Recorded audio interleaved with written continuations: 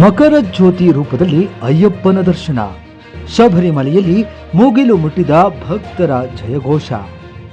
ಶಬರಿಮಲೆಯಿಂದ 4 kilometre ದೂರದಲ್ಲಿರುವ ಪೊನ್ನಂಬಲ ಮೇಳುವಿನಲ್ಲಿ ಸಾವಿರಾರು ಭಕ್ತರು ಮಕರ ಜ್ಯೋತಿಯ ಅಮೃತ ಗಳಿಗೆಯನ್ನ ಕಣ್ತುಂಬಿಕೊಂಡರು. ಶಬರಿಮಲೆಯಿಂದ ನಮ್ಮ BNN ಡಿಜಿಟಲ್ ಮಾಧ್ಯಮದ ವರದಿಗಾರರಾದ ಬದ್ರಿ ಅವರಿಂದ ನೇರ ವರದಿ. ಮಕರ ಸಂಕ್ರಾಂತಿಯಂದು ಕೇರಳದ ಶಬರಿಮಲೆಯಲ್ಲಿ ಸಂಭವಿಸುವ ಮಕರ ಜ್ಯೋತಿಯನ್ನ ಸಾವಿರಾರು ಭಕ್ತರು ಕಣ್ತುಂಬಿಕೊಂಡಿದ್ದಾರೆ. ಸಾವಿರಾರು ಭಕ್ತರು ಅಯ್ಯಪ್ಪನ ಭಕ್ತಿಗೀತೆ ಗುಣಗಾನ ಮಾಡುತ್ತಾ ಮಕರ ಜ್ಯೋತಿ ದರ್ಶನವನ್ನ ಪಡೆದರು. ಸ್ವಾಮಿ ಅಯ್ಯಪ್ಪ ದೇಗುಲದ ಎದುರಿನ ಪೊನ್ನಂಬಲ ಮೇಡುವಿನಲ್ಲಿ ಸಂಜೆ 6:45ಕ್ಕೆ ಮಕರ ಜ್ಯೋತಿ ದರ್ಶನವಾಯಿತು.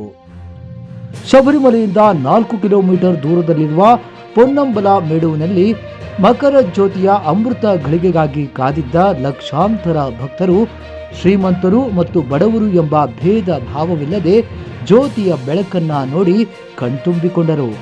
ದೇವರ ಸ್ವಂತ ನಾಡು ಎಂದು ಕರೆಯಲ್ಪಡುವ ಕೇರಳದ ಪವಿತ್ರ ಸ್ಥಳವಾದ ಅಯ್ಯಪ್ಪ ದೇಗುಲದಲ್ಲಿ ಮಂಗಳವಾರ ಮಕರ ಸಂಕ್ರಾಂತಿ ಪ್ರಯುಕ್ತ ವಿಶೇಷ ಪೂಜೆ ಪುನಸ್ಕಾರಗಳು ಆಯೋಜನೆಗೊಂಡಿದ್ದವು.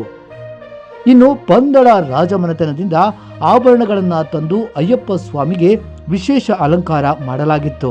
ಇದೇ ಸಂದರ್ಭದಲ್ಲಿ ಮಹಾಮಂಗಳಾರತಿ ವೇಳೆಗೆ ಜ್ಯೋತಿ ರೂಪದಲ್ಲಿ ಅಯ್ಯಪ್ಪ ಕಾಣಿಸಿಕೊಂಡಿದ್ದಾರೆ.